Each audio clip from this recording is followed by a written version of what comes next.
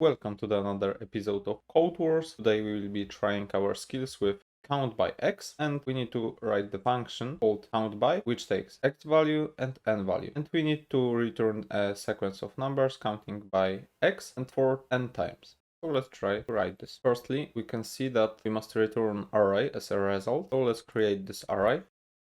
And then we must iterate for n times. As you can see, we almost get our result correctly, and we must start with first one and end with the n one. So let's check if it solves our issue. Yeah. So now we need to only append our array.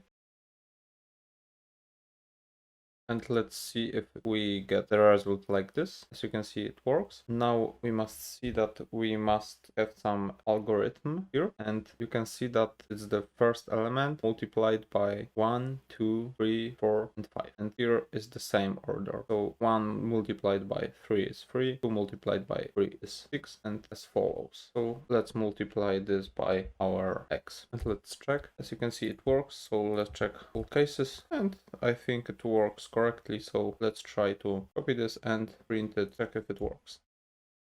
So let's test our, and it fails. Okay, because we must return value, not print it. So let's check again. Yeah, it passed all tests, and this also. So let's save it and see you in the next one. Code will be in the description. Bye.